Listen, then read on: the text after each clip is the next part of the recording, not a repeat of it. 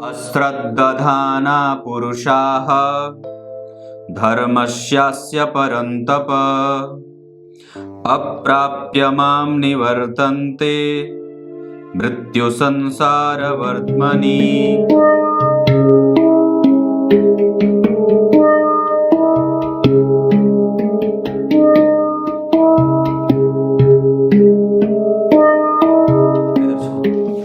नमस्कार, एक बार फिर से उपस्थित हूँ आप सबके सामने शुक्रवार के बाद शनिवार और शनिवार के बाद रविवार के कार्यक्रम में विश्लेषण जन्म कुंडली का। इस कार्यक्रम के अंतर्गत आज जिनकी कुंडली लेकर के आया हूँ, ये वो कुंडली है जो मैं हर हफ्ते रविवार को चुनता हूँ।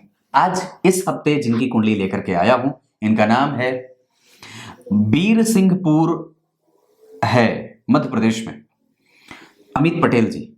और बड़े दिन से लिख रहे हैं, मतलब इनको देख देख करके मैं थक गया था। शुरू करते हैं आज का कार्यक्रम, कहीं नहीं जाना है, बिल्कुल बन के रहिएगा। शुरू करते हैं आज का कार्यक्रम, और ये इस कार्यक्रम को आप फास्ट फॉरवर्ड करके देख सकते हैं। और मुझे इंस्टाग्राम पे NAKULPARASHARA से, और मेरे एप्लीकेशन को कहाँ पे, प्ले स्टोर पे JYOTISHHILAKSHYA से अपने मोबाइल में 20 MB जगह दे सकते हैं, अगर है तो दिल बड़ा। तो शुरू करते हैं आज का कार्यक्रम। वहां से भी आप मेरे प्रत्येक दिन के कार्यक्रम को देख सकते हैं। और इनकी कुंडली धनु लग्न की बनी है। ये बहुत अच्छी कुंडलियां, धनु लग्न वाले लोग श्रेष्ठ होते हैं, मति बुद्धि अच्छी होती है, महानतम स्थिति को प्राप्त करने वाले होते हैं और भाग्यशाली भी होते हैं। भाग्य का बल इनके पास होता है, पूर्वजों का आशीर्वाद होता है, पुरखों का मान रखना, उनके अभिमान के पोषक हो जाते हैं। व्यक्ति जो होता है वो अपने कुल का जो है वो दीपक हो जाता है। और वैसे भी व्यक्ति कभी भी स्वार्थी नहीं होता, समाज के सभी वर्गों को सामान्यतया सबको अच्छे तरीके से पोषित करता हुआ आगे बढ़ता है। धनु लग्न एक ऐसा लग्न जो दार्शनिक होता है। धनु लग्न एकमात्र ऐसा लग्न जिसके अंदर दार्शनिक और भौतिकीय प्रत्येक प्रकार के गुणों को देखा जाता है। उसके जीवन का जो दर्शन होता है वो वस्तुतः भौतिकीय न होकर के आध्यात्मिक ज्यादा होता है।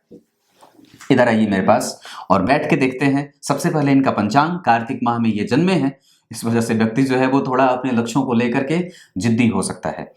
दक्षिणायन में जन्मे होने के कारण व्यक्ति के जीवन में समस्याएं बन सकती हैं, धीरे धीरे एस्टेब्लिशमेंट मिलती है। इन्होंने सवाल ही पूछा है जीवन जो है वो कब स्टैब्लिश होगा, कब निरंतरता आएगी। तो दक्षिणायन के कारण आत्मबल कमजोर है, उसे आप ठीक करना चाहें तो बिल्कुल उस पर काम करिए।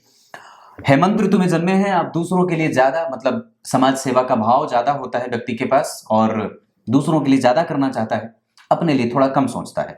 शुक्ल पक्ष के प्रतिपदा के चंद्रमा शुभग्रह नहीं होते, पापक होते हैं।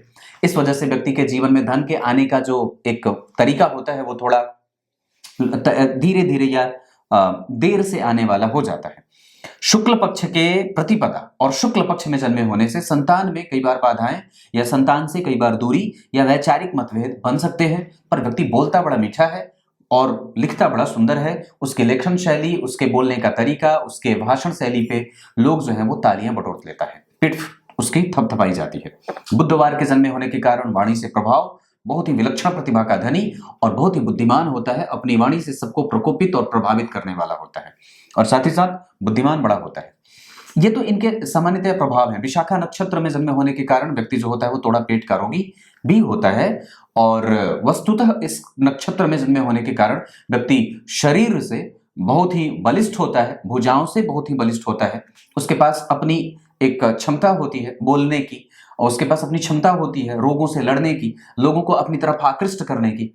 वो समाज सेवी होता है, उपकारी होता है, और साथ ही साथ धर्म को जीवन में धारण करने वाला, चीजों को सीखने वाला मनस्वी होता है। आयुष्मान योग में जन्मे होने के कारण, आयुष्मान मतलब होता है आयुष्मान भव मतलब चिरंजीवी और लंबी आयु का भोक्ता। किस्तुघ्न कर्ण, शूद्र वर्ण और राक्षस गण के होने के कारण, एक बात बताता हूं। अभी मेरी बात हो रही थी, उड़ीसा के हैं एक विकास अग्रवाल। माता की जब तबीयत खराब होती है तो व्यक्ति बिलबिला जाता है। और मैं तो समझता हूं कि आप कितने अपने आप को जघन्य पापी मानते हैं, या जीवन में आपने खुद को कितना जघन्य पापी बना रखा है, क्योंकि माताएं कभी भी नहीं चाहती हैं कि उसका बेटा जघन्य अपराधी हो। और मैं समझता हूं कि जब उनसे मेरी बात हो रही थी कि मेरी माता जी की तबीयत खराब है, तो मैंने कहा ये उपाय कर लीजिए। वो बेचारे बिल्कुल भावुक हो गए और रोने से लगे। मैंने कहा कि ये आपका स्वार्थ और हमारा स्वार्थ है, जो हम लोग माताओं को और अपने पिता को लेकर के, माता बहनों को लेकर के, अपने सगे संबंधियों को लेकर के जो है एक अलग तरीके का पर्यावरण दिमाग में पालते हैं। पर वस्तुतः जो है वो हमें हमें हमेशा ही प्रयास ये करना चाहिए कि हम उनके लिए गर्व के विषय बन चुके हों। हमें देख करके, हमारे बारे में सोच करके वो गर्व का जो है वो क्षण उनके जीवन में खत्म ही ना हो। तो हमारा प्रयास ये होना चाहिए, हम जो है वो इस मिट्टी के और इस जितने भी हमारे जीवन में रिश्ते आते हैं, उनके प्रति हमारी जो है वो कितनी प्रतिभा बनी होती है, मतलब हम उनके नजर में कितने प्रतिभावान बने हैं, इसका हमें एहसास हमेशा ही अपने जीवन में करते रहना चाहिए और कराते रहना चाहिए कि नहीं, मैं बहुत अच्छा हूं, मैं बहुत, आप मुझ पर गर्व कर सकते हो। तो ये भाव अपने अंदर रखना चाहिए कि मेरे घर वाले, मेरे जो रिश्तेदार हैं, मेरे जो इष्ट मित्र हैं, वो मुझ पर फक्र करें, अनुभव करें उनको ये इस बात का कि नहीं, वो एक व्यक्ति बड़ा अच्छा था। तो मैं ये कहता हूं कि आपके पिता के कंधे जब झुकने को तैयार हो जाएं और झुक रहे हो, मतलब उनकी उम्र जो है वो ढलने को शुरू हो रही है, तो आपको उनके कंधे को थामने की आवश्यकता है और निस्संदेह उस पर बल देने की आवश्यकता है। उस समय किसी भी तरीके का, इस वजह से जितनी जल्दी हो जाए बड़ा हो जाना चाहिए और अपने पिता को समझने का और माता की स्थितियों को समझने का प्रभाव विकसित करना चाहिए। किस्तुघ्नकरण शूद्र वर्ण और राक्षस गण पे थामे। व्यक्ति जो है वो जीवट है, मेहनती है, आलसी नहीं है, प्रभाव बिखेरना चाहता है और अपने प्रभावों से समाज को प्रभावित भी करना चाहता है।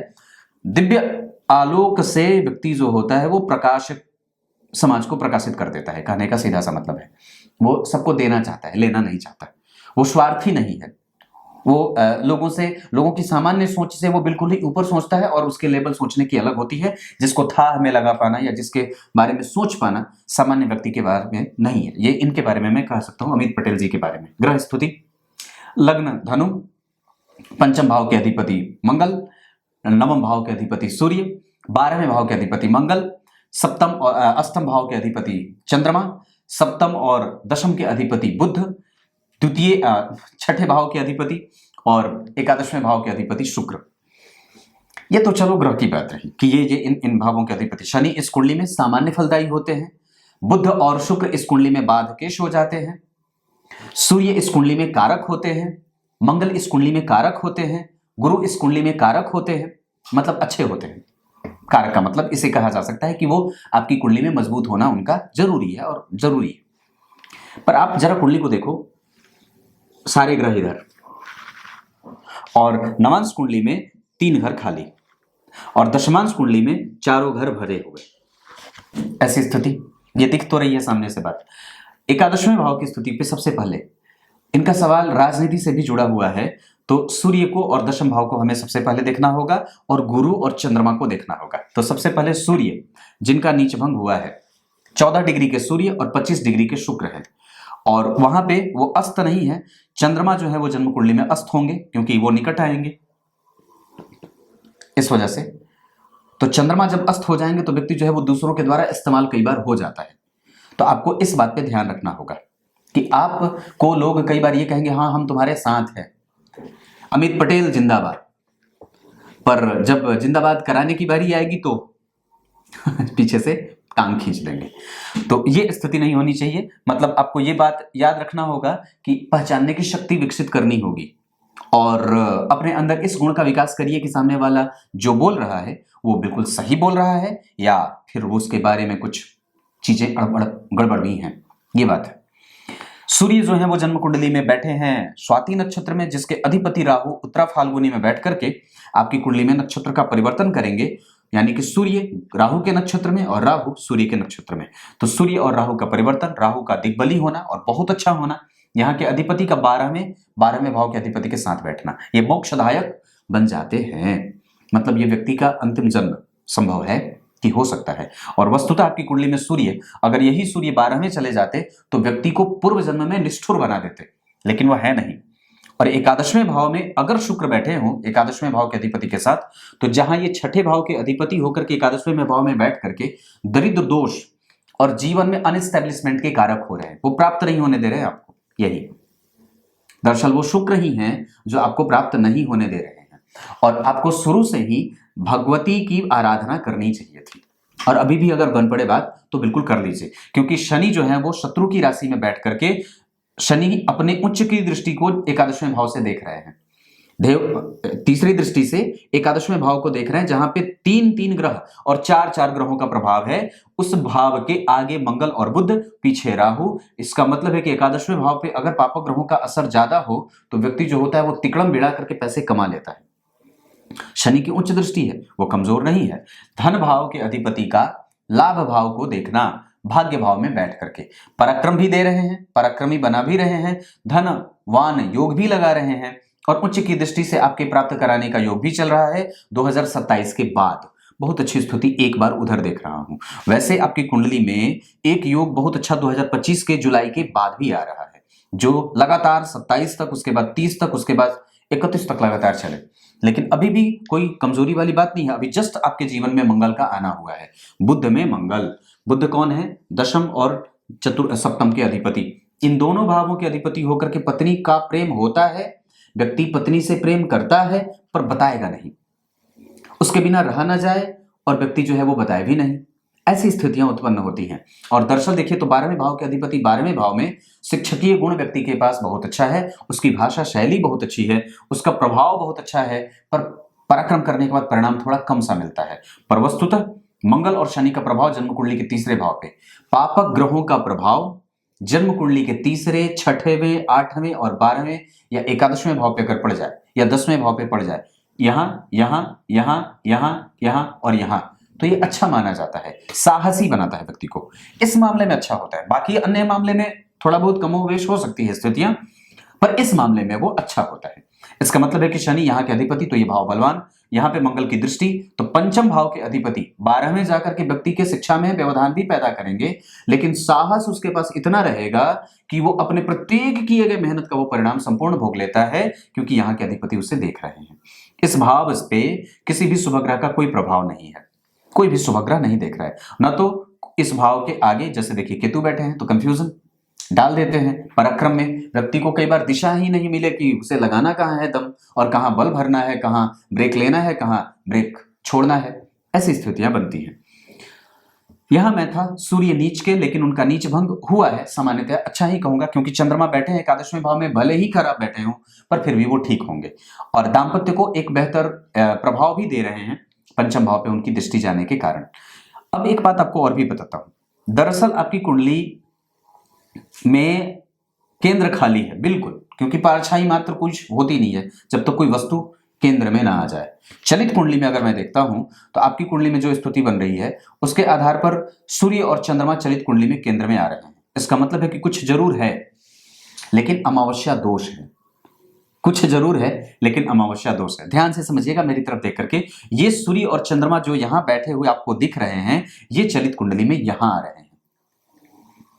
ये बात जो है वो इस बात को दिखा रही है कि व्यक्ति राजनीति में जा सकता है। अब गौर करना, मैंने एक कार्यक्रम बनाया था राजनीति में जाने का योग, जिसपे मैंने लगभग 5 या 6 एपिसोड बनाए थे शायद, हाँ ऐसा ही कुछ बनाया था, या कुछ सूत्र बताए थे, जिसमें ये बात बताई थी कि अगर जन्म कुंडली के दशम स्थान में सूर्य और चंद्रमा बैठते हो तो व्यक्ति राजनीति में जाने वाला, और राजनीति से जुड़ करके काम करने वाला, सरकार से जुड़ करके काम करने वाला, और राजनीति में विश्लेषक हो जाता है। मंगल और बुध एक साथ व्यक्ति पार्टी का जो है वो प्रवक्ता, जैसे भाजपा के प्रवक्ता है ना, वो पता नहीं क्या नाम है उनका, मैं नहीं जानता, पर प्रत्येक पार्टी के अपने अपने प्रवक्ता होते हैं जो पार्टी के तौर पे उनकी बात वो करते हैं, पार्टी का पक्ष रखते हैं किसी भी विषय पे, किसी भी बिंदु पे। तो ये व्यक्ति काम कर सकता है क्योंकि आप हैं धनु लग्न के, और दरअसल आपकी कुंडली में गुरु की दशा अभी तो है नहीं, वो तो खत्म हो, केतु अभी तो आने वाले हैं, बुध की दशा चल रही है।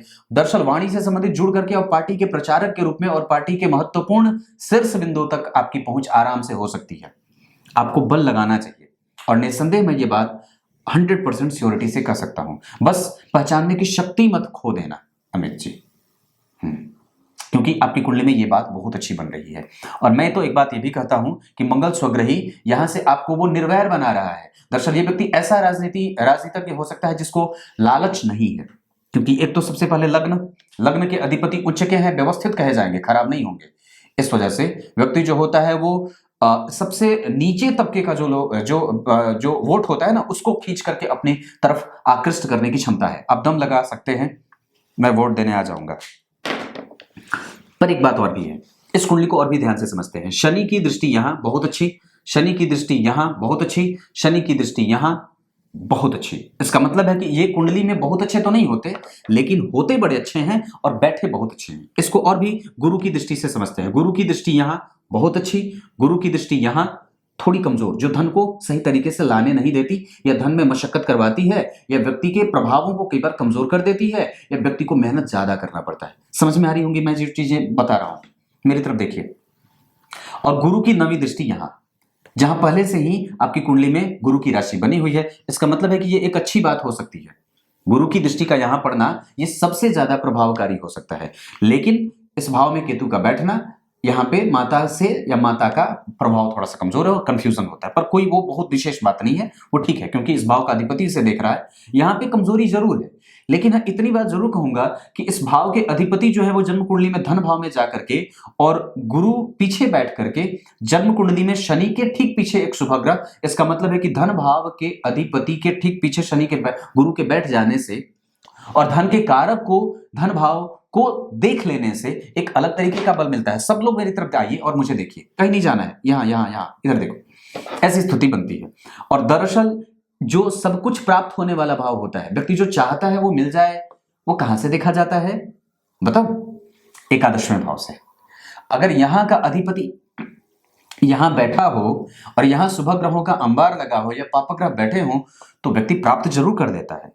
पर जरा ध्यान से समझिए, तो कुंडली में कमजोरी क्या है कि जन्म कुंडली का भाग्येश नीच का हो रहा है, जिसमें जन्म कुंडली में, अब जरा गौर करिए, तो यहां पे अगर हम सूर्य को देखते हैं तो नक्षत्र का परिवर्तन हुआ है राहु के साथ। शुक्र जो है वो विशाखा नक्षत्र के बैठे हैं और गुरु जो है वो पुष्य नक्षत्र के बैठे हैं। ध्यान से एकदम स्टडी करके, क्योंकि शुक्र जो बैठे हैं जिस नक्षत्र में, उस नक्षत्र का अधिपति जन्म कुंडली में उच्च का है।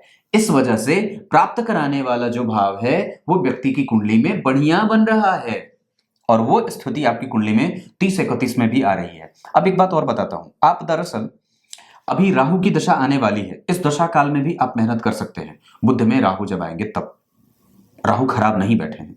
और मैं तो समझता हूं कि आपकी कुंडली में सूर्य, मंगल, बुध, गुरु, शुक्र, शनि, ये सभी लोग ठीक बैठे हैं। आपकी कुंडली का चंद्रमा खराब है, जिसको मैं अभी देख रहा हूं, मतलब छठबल में, और वो मैंने पहले ही कह रखा था कि बस खाली इस कुंडली में चंद्रमा ही कमजोर है। एक बात बताऊं, एक बड़ी अद्भुत बात बताता हूं। दरअसल मैं भगवान पे तो जितनी बार जो है वो भरोसा करूं, अपने ऊपर जितनी बार भरोसा करूं, पर उससे लाखों करोड़ों गुना बार, मैं बचपन से ही मेरी आदत है, मैं खुद से ज्यादा अपने परमात्मा पे भरोसा करता हूं जो मेरे अंदर बसा है। और मैंने ये बात बहुत बार गौर करी है कि उन्होंने साक्षात खड़ा होकर के मैं जो है वो खड़े होकर के मेरी इज्जत बचाई है। बहुत बार मैंने बिल्कुल भी इस कुंडली को नहीं देखा था, अभी देख रहा हूं, और मैं बोल चुका था कि चंद्रमा की स्थिति कमजोर है, और देख रहा हूं तो सच में वो है, सच्ची बात है। अब एक बार की बात ऐसी है कि आप दरअसल विश्वास करना सीख लो। हमारे पास सबसे समस्या यही है, हम विश्वास नहीं करते, हमारा है ही नहीं। हम इतने भौतिकवादी हो चुके हैं कि जो चीज सामने दिखती है सिर्फ उसी पे भरोसा करते हैं, जो चीज नहीं दिखती उस पर भरोसा नहीं करते। पर वस्तुतः यही आपकी सबसे बड़ी कमजोरी बन जाती है। जो ना दिखे ना, वही सबसे ज्यादा उपस्थित है। आदमी अपने बारे में जितना नहीं जानता, उतनी जल्दी वो सामने वाले के बारे में था लगाने का प्रयास करता है, और जान जाता है और निर्णय सुना चुका होता है। नहीं, ये हर बार सही नहीं होता है। पक्की बात है। तो खुद पे आप नहीं जानते, रिसर्च खुद पे करने की आवश्यकता है, अपने समाज पे रिसर्च करने की आवश्यकता है। अब दूसरे देशों के बारे में जान के क्या करेंगे, पहले खुद को ही संभालना जरूरी है। शुरू करते हैं, आइए। यहां पे मैं ये था, तो अब इसी बात को आप दशमांश कुंडली में लेके आइए। राहु यहां भी, यहीं पे राहु यहां भी उच्च के, और राहु का प्रभाव जन्म कुंडली में यहां भी मित्रवत और दशम भाव पे उस पर भी दृष्टि जा रही है। इसका मतलब है कि इस राहु की दशा में भी आप अगर चाहें तो दम लगा सकते हैं। भाषण शैली को विकसित करिए और अपने आत्मबल को कमजोर ना होने दीजिए, बिल्कुल ये आपके साथ है। मैं समझता हूं कि अगर ये राहु आपको किसी भी तरीके से परेशान नहीं करेगा, तो दशमांश कुंडली में जो राहु उच्च के हुए हैं, जिसके अधिपति शुक्र लाभ भाव में बैठ करके पंचम भाव को देख रहा है, ये अच्छी बात है। नवमांश कुंडली में वो शुक्र जो है वो स्वग्रही है। इसका मतलब है कि इस कुंडली का बाधकेश जो है वो भी आपके लिए अगर अच्छी स्थिति में जा रहा है तो वो बाधाएं उत्पन्न न करके आपके लिए सपोर्टिव ही बन रहा है। और पंचम भाव पे शुक्र की दृष्टि आपके जीवन में लोग और जो ये भाव होता है ना, जो जैसे 10वां भाव, ये 10वां भाव जो होता है वो सोशलिस्ट बनाता है, व्यक्ति को सामाजिक बनाता है। और इसका चौथा, तो जन्म कुंडली में इस भाव के अधिपति को देखिए, इस भाव के अधिपति पंचम भाव के अधिपति के साथ बैठे हैं, जिसपे हर जगह से शुक्र की दृष्टि जा रही है। पंचम भाव के अधिपति मंगल जाकर के जन्म कुंडली में भाग्य भाव में बैठे हैं। पंचम भाव के अधिपति यहाँ पे स्वग्रही होकर के बैठे हैं। पंचम भाव से चतुर्थस्थ गुरु का बैठना, पंचम भाव से पंचम भाव के ऊपर दो दो शुभ ग्रहों का प्रभाव, और पंचम भाव के ऊपर भाग्येश की दृष्टि, ये सारी स्थितियां कुंडली में कमजोर नहीं है।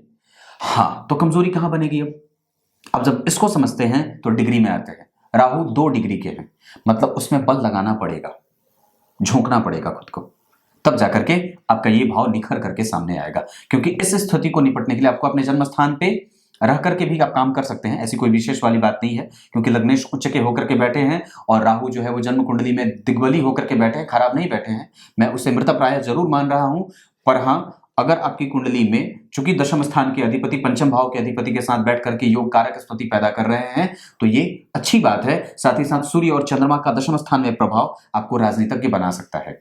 शुक्र का पंचम भाव में प्रभाव आपको राजनीतिज्ञ बना सकता है। हर जगह से वो पंचम भाव को देख रहा है। गुरु को देखना अब आवश्यक होगा, गुरु उच्च के।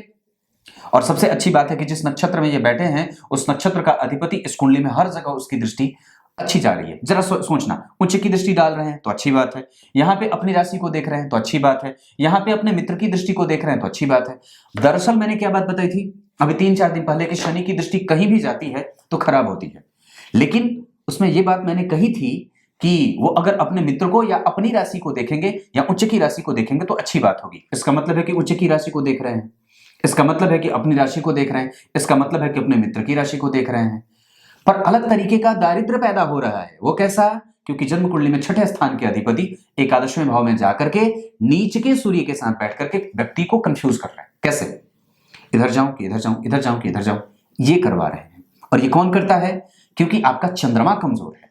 और एक बात बताता हूं, दरअसल जन्म कुंडली में बुध और चंद्रमा जब द्वितीय द्वादश में हो जाते हैं या केंद्र में हो जाते हैं तो कई बार डिसीजन मेकिंग कैपेसिटी कमजोर हो जाती है। आपकी एक समस्या ये भी है अमित जी, ये भी है जिसको कि ठीक करना होगा, और वो तब तक ठीक नहीं हो सकता है जब तक आपका सूर्य बलवान नहीं होगा। चंद्रमा को मैं नहीं कहूंगा यहां ठीक करने के लिए, क्योंकि वो अष्टम भाव के अधिपति हैं। इस कुंडली में बलवान सूर्य को करना होगा। तो क्या कर सकते हैं?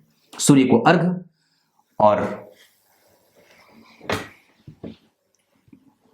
108 मनकों वाली रक्त चंदन की माला गले में धारण करिए। रविवार को पीले पुष्प के, पीले कनेर की पुष्प जो होती है ना, वो कनेर, उसकी माला बना करके तांबे के पात्र में रख करके सूर्य को दिखा दीजिए और सूर्य को अर्घ दीजिए। इससे सूर्य ठीक हो जाएंगे। महाभारत के वन पर्व में जो सूर्य के 108 नाम आते हैं उसका स्तवन करिए, उसको श्रद्धा पूर्वक पढ़िए और रविवार के दिन आनुष्ठानिक रूप से आदित्य हृदय स्तोत्र का पाठ करिए और आदित्याय नमः इस मंत्र का जो है वो जप बढ़ा दीजिए। बस इतनी सी बात है, सोचा आपको बता दूं। अब यहां तक बात सही है। धन भाव के अधिपति का भाग्य में जाना, महाधनी योग। पराक्रम भाव के अधिपति का पराक्रम को देखना, भाई बहन कुटुंब जन, इन सब चीजों से धन और धन का लाभ व्यक्ति को मिलता है, पर कई बार व्यक्ति इस्तेमाल भी होता है। ऐसा इसलिए क्योंकि आपके ऊपर सबकी अपेक्षाएं ज्यादा हैं, क्योंकि आप धनु लग्न के हैं और सब लोग आपसे ये सोचते हैं कि ये है बड़ा सभ्य, ये है बड़ा भद्र। ऐसा इसलिए क्योंकि मंगल और बुध के साथ बैठे हैं। तो अगर राजनीति में सफल आप नहीं होते हैं तो आप पढ़ाने के क्षेत्र में, आप तकनीक के क्षेत्र में, जमीन से संबंधित, फर्नीचर से संबंधित, इन सब क्षेत्रों में भी आप काम कर सकते हैं। साज सज्जा, बैंकेट हॉल, विवाह आदि का मंडप वगैरह बनाना, डेकोरेशन का काम, कैटरिंग का काम, ये सब भी आपकी कुंडली में बनता है। पढ़ने पढ़ाने का क्षेत्र आपकी कुंडली के लिए बहुत अच्छा बन सकता है। आपकी कुंडली में ट्रांसपोर्ट आदि का काम भी बहुत अच्छा बन सकता है। आपकी कुंडली में गेम और खेल से संबंधित सामग्री, इन सब चीजों की दुकान भी आप कर सकते हैं। और कंटेंट राइटिंग का काम आपकी कुंडली में बहुत अच्छा है, आप ये भी कर सकते हैं। ये सारी चीजें आपकी कुंडली में बनती हैं।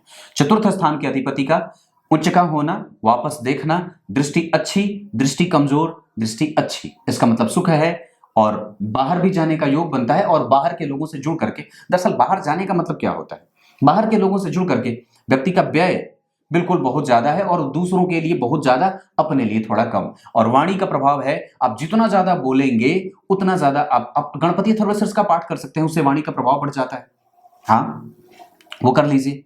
तो आपकी कुंडली में ये बात रही। पंचम भाव के अधिपति का स्वग्रही होना मोक्षदायक और व्यक्ति को जीवन में कई बार कुछ भी ना टूटे ऐसा वाला बना देते हैं। जैसे मैंने अभी तक मुझे जो है वो ना तो किसी ने किसी विष वाले जानवर ने काटा है, ना मेरे मैं कभी एक्सीडेंट से मेरा कोई पाला हुआ है, और कभी भी ना तो मेरी उंगलियां टूटी हैं, ना हाथ पैर, कुछ भी नहीं टूटे हैं। मैं बिल्कुल हमेशा ऐसे ही रहता हूँ, बिल्कुल फिट हूँ। पर हाँ, मुझे पेट से परेशानी रहती है, वो गुरु के प्रभाव के कमजोर होने के कारण। पर दरअसल आपका प्रयास हर बार ये होना चाहिए कि जैसे अंग के साथ आपको भगवान ने भेजा है, ठीक वैसे ही अंग आपको उसको जाकर के समर्पित कर देना है। दांतों और कान और नाक, इनकी जो प्राकृतिक शक्ति होती है उनको छोड़ करके, क्योंकि दांत तो एक अवस्था के बाद कमजोर हो जाते हैं, नेत्रों की ओर देखने की क्षमता और कानों की सुनने की क्षमता कमजोर हो जाती है। परंतु प्रयास ये रहे कि पैर न टूटे, हाथ न टूटे, लूल्हा लंगड़ा अगले जन्म में बनना पड़ता है कई बार। तो इस वजह से कोई भी ऐसा काम ना करिएगा जिससे इस बात की बात बन सके। क्लियर है? तो व्यक्ति को जो है वो किसी भी तरीके से फिजिकली अपने आप को ऐसे काम में नहीं लगाना होगा जहां कुछ ऐसा टूट जाए, फूट जाए, माथा टूट जाए, फट जाए, ऐसा कुछ ना हो। ये बात ध्यान से रखनी होगी। आयु है आपके पास बहुत अच्छी, गुरु उच्च के हैं, और अष्टम भाव में लगने इसके बैठने से धीरे धीरे चीजें बढ़ती हैं, पर वो बढ़ जाती हैं, पर व्यवस्थित बढ़ती हैं। कहने का मतलब ये है। छठे भाव के अधिपति का स्वग्रही होना संपूर्ण देगा, पर देर से, मशक्कत हो सकती है, ये बात तो मैं कह सकता हूं, क्योंकि शनि भाग्य भाव में बैठे हैं, वो थोड़ा बहुत अपना प्रभाव तो दिखाएंगे ही दिखाएंगे। सप्तम भाव और दशम भाव के अधिपति का प्रभाव जन्म कुंडली में 12वें मंगल के साथ, उस पे गुरु की दृष्टि। अब जरा ध्यान से समझिए निकट से। सप्तम भाव और दशम भाव के अधिपति पे गुरु की दृष्टि है, जो कि लग्न के अधिपति हैं, और ये जो है वो पंचम भाव के अधिपति के साथ बैठे हैं। व्यक्ति समाज के लिए देना चाहता है और दे सकता है, और दरअसल उससे उसको लाभ भी मिलेगा, क्योंकि ये 12वां भाव जो है वो संपूर्ण सुख का होता है। ये यहां तक बात खत्म।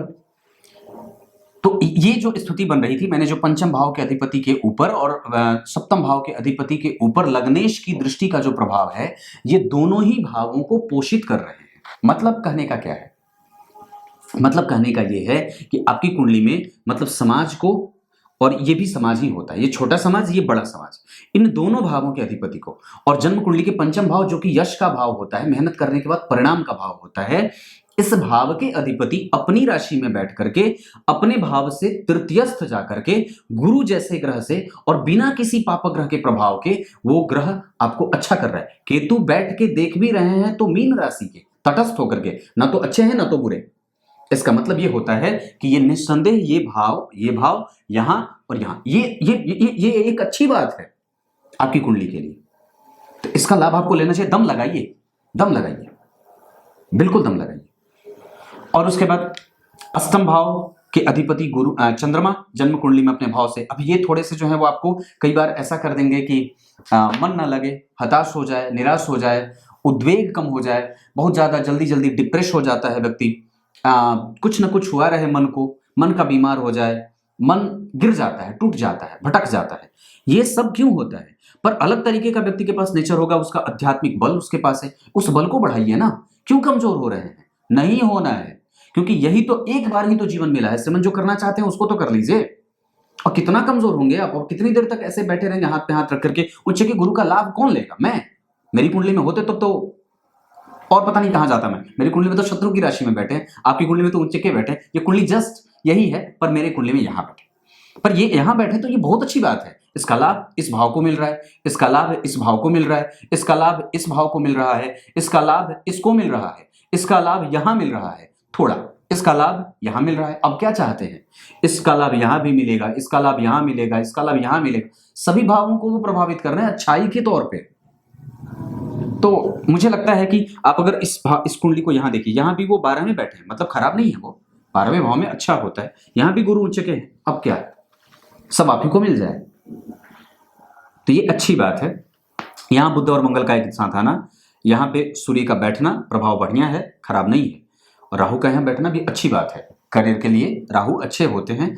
वो बल से कमजोर है, मृतप्राय है, इस वजह से अगर हो सके तो गणेश जी के मंत्रों का जप भी आप कर सकते हैं, जो जो चीजें मैंने बताई हैं।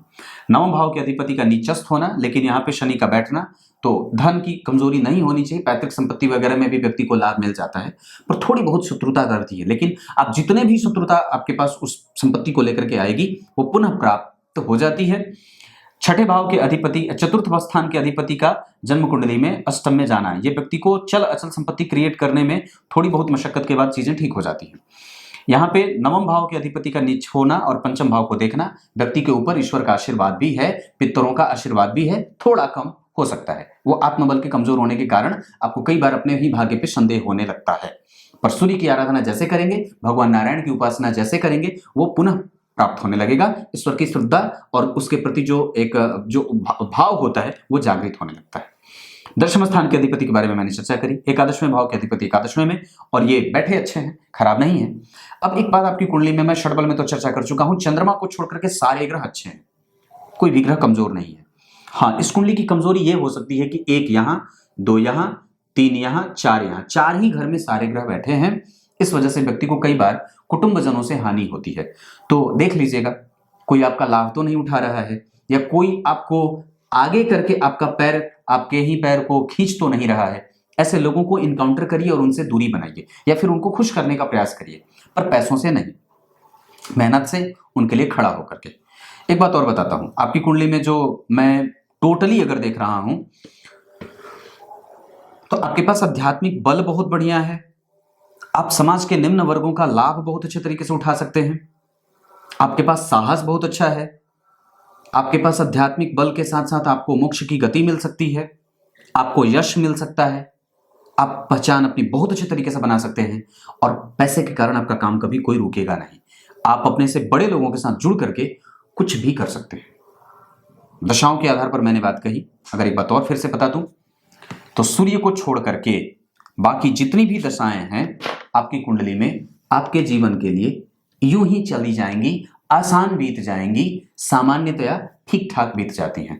पर इस कुंडली में जो सबसे अच्छी दशा जो रहेगी, वो रहेगी 2032 में। उसके बाद सबसे अच्छी दशा 2025 से लेकर के 27 तक। उसके बाद एक और अच्छी दशा आपकी कुंडली में 31 से मैंने 32 तक कहा, उसके बाद एक 33 से 37 तक, ये कुछ दशाएं आपके लिए अच्छी रहेंगी। 2030 में लाजवर्त धारण कर लीजिएगा। और उसके बाद अगर मैं समझता हूं तो मैंने आपको ये उतने सारे उपाय बताए। अपने घर के आसपास एक पीपल का वृक्ष लगा लीजिए, इससे आपका बल बढ़ जाएगा। कुछ इसी तरीके से आज के कार्यक्रम का समापन करते हैं। अब कार्यक्रम के आरंभ में बोले गए गीता जी के श्लोक का अर्थ बता देता हूं। गीता जी के 9वें अध्याय के 3रे श्लोक में भगवान ने बात कही है। क्या कही है? जो धर्म को नहीं जानता वो बार बार बार बार बार बार बार बार आता रहता है, आता रहता है, आता रहता है। दरअसल मैंने एक बात दिमाग में रखी है जो आप लोगों को अभी बता दूं। ये जो जीवन का खेल है, इसमें आप जितनी जल्दी हो सके मुक्त हो जाइए। मतलब जो कौन बनेगा करोड़पति का खेल है ना, आप इस जीवन को ऐसे ही समझ लीजिए, और इसको ऐसे समझिए कि इस खेल से आप जितनी जल्दी हो सके अपने आप को मुक्त कर लीजिए। मतलब अगर आप फंसे रहेंगे, उलझे रहेंगे, तो अपने परिवार से आपको ये स्टूडियो वाले दूर नहीं जाने देंगे, दूर ही रखेंगे। और जब तक फिल्म की पूरी शूटिंग बाकी नहीं रह जाती है, पूरी नहीं हो जाती है, तब तक परिवार से मिलने नहीं देंगे। आपका परिवार कौन? जो सामने बैठा है ना? नहीं। आपका परिवार कौन? जिसको वेदों में बताया गया है, ये आपका परिवार है। जिसके मंत्र और जिसके उच्चारण वेदों में और पुराणों में कहे और गाए गए, वो आपका परिवार है। वस्तुतः ये परिवार नहीं है, ये तो यूं दिख रहा है। ये कौन है? ये सामने जो आपके बैठे हैं वो श्री अमिताभ बच्चन जी हो सकते हैं, जो सिर्फ आपके लिए तब तक ही बैठे हैं जब तक ये शो पूरा नहीं हो जाता है। ये आपका परिवार तब तक हो सकता है जो कैमरामैन आपके सामने बैठा है। ये आपका छोटा सा परिवार हो सकता है जो मामूली वक्त के लिए आपके पास आया है। पर वस्तुतः आपका वास्तविक परिवार कहाँ है? हिमाचल में। वस्तुतः आपका परिवार कहाँ है? केदारनाथ में। वस्तुतः आपका परिवार कहाँ है? उस वहां वहां वहां वहां मैं बता रहा हूं, वहां। मतलब अब समझ रहे हो आप मैं कहां की बात कर रहा हूं। कुछ इसी तरीके से आज के कार्यक्रम का समापन करते हैं। तब तक के लिए इजाजत दीजिए। कल एक बार फिर से उपस्थित होंगे आप सबके सामने। तब तक के लिए बहुत बहुत नमस्कार।